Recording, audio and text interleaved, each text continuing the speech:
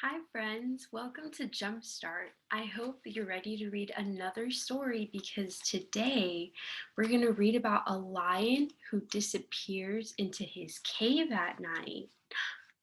Are you ready? Let's get started.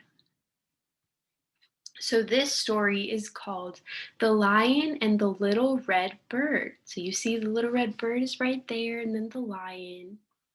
And so, the story and pictures are by Elisa Clevin. So, Elisa is both the author and the illustrator because she wrote the story and drew the pictures. One afternoon, a little red bird saw a lion with a bushy green tail. Have you ever seen a lion with a green tail? I haven't. His tail was as green as the forest. The bird had never seen anything so unusual and so pretty. Just looking at it made her happy. You see, here's the bird, and then here's the bushy green tail. That's odd. And here's the lion, and here they are together. Lion, lion, she said, why is your tail so green? The lion didn't understand the bird's language. He thought she was simply chirping. Why do you think they don't understand each other? Do you think lions and birds speak the same language? No, right? Birds chirp, and then what do lions do? Lions roar, right? So they can't understand each other. So he smiled at her and wandered down to a field of orange flowers. The bird watched him roll and sniff and chase butterflies. Then slowly walk west with the setting sun and disappear into a cave. So to disappear means to go out of sight and to no longer be seen. So if I go like this, I just disappeared because you couldn't see me anymore, right? So the lion disappeared into a cave. The bird waited on a tree nearby. She wanted to see the lion's green tail again, but the lion did not come out of the cave. So the bird made herself a soft nest and slept through the warm, starry night. Here you can see the lion disappearing into the cave and then the bird on the tree waiting for the lion.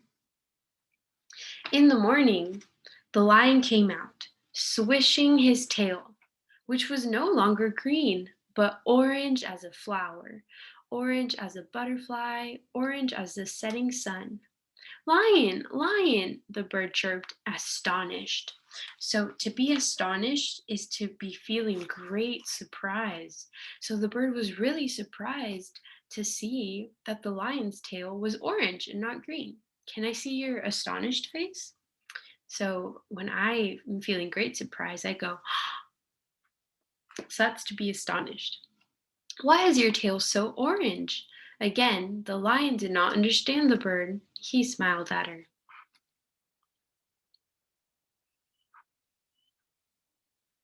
Here we see the lion with his orange tail and climbed over the hill and up the mountain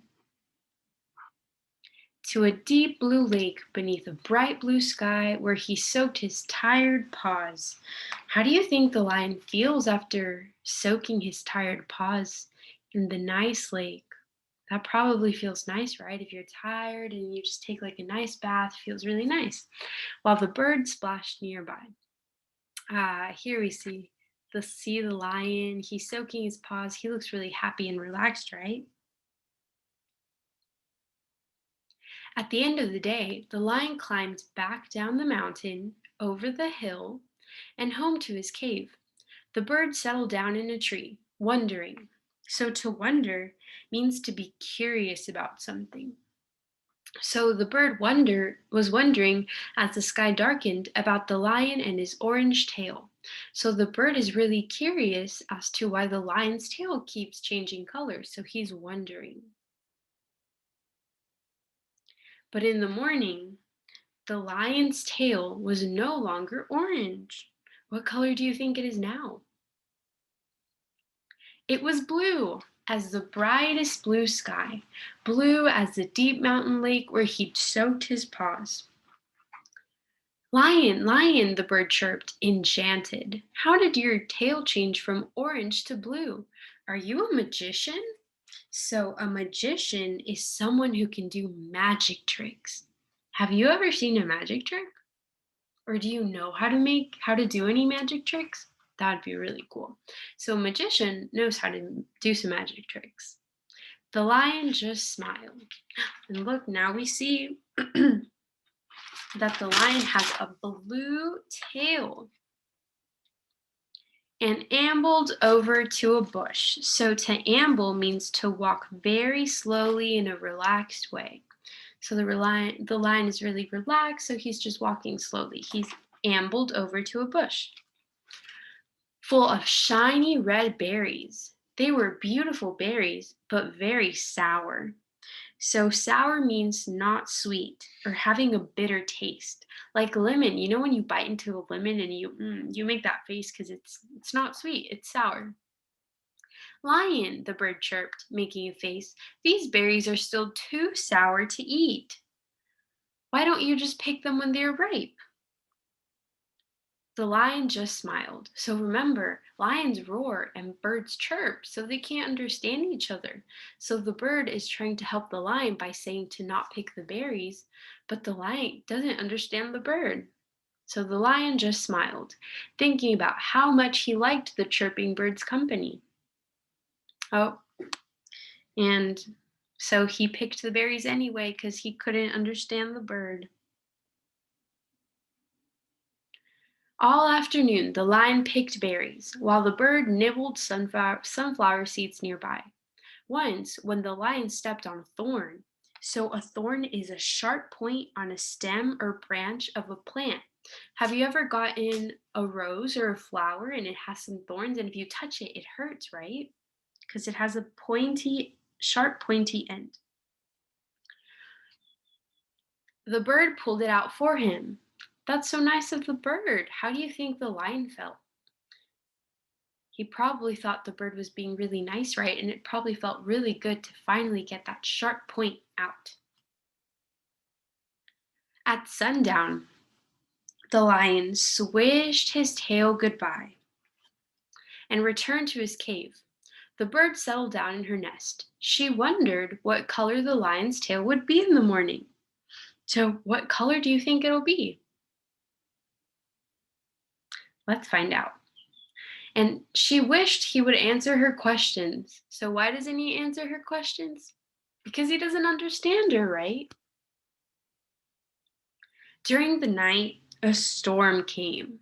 Thunder crashed and lightning flashed, and rain swept away the bird's nest. Hearing the noise, the lion rushed out and reached up into the tree, where the bird crouched, shivering and scared. He lifted her down. The bird probably felt so relieved, right? That the lion was rescuing her. That was so nice. Here he is rescuing, saving the bird from the tree because her nest flew away in the rain, and carried her into his cave. The cave was warm and colorful, and the walls were filled with pictures of green forests and orange flowers, butterflies, sunsets, a bright blue sky, and a deep blue lake. These things sound familiar, don't they? We've seen all these things throughout the story, right? The lion and the bird went to these places together. Lion, lion, the bird chirped, delighted. How did these pictures get here? The lion smiled, and he dipped his tail into a bowl of shiny red berry juice. So that's why the lion was getting the berries. And painted a picture of the bird chirping on a berry bush. The bird sang while the lion painted. She sang a song without any questions, full of color and joy. The lion had never heard anything so unusual and so pretty. Just listening made him happy. So, how did the pictures get there? It was because the lion painted them on there. And look, you can see that he's using his tail as a paintbrush. So that's why the his tail was always different colors because he was using different paints. It all makes sense now. And look, he was using red paint from the berries to paint the bird. And so now his tail is what color? It's red. In the morning, the storm was past, and the world shone fresh and bright. The lion's tail was very red, and the little bird knew why, and she sang her happiest song. The end. I hope you all liked this story. I thought it was so nice. And isn't that so cool how the lion used his tail as a paintbrush? Do you like to paint? Well, you probably don't have a tail, but you can use a paintbrush to paint pretty pictures just like the lion. Well, thank you so much for joining me today, friends. I hope you enjoyed the story. Bye.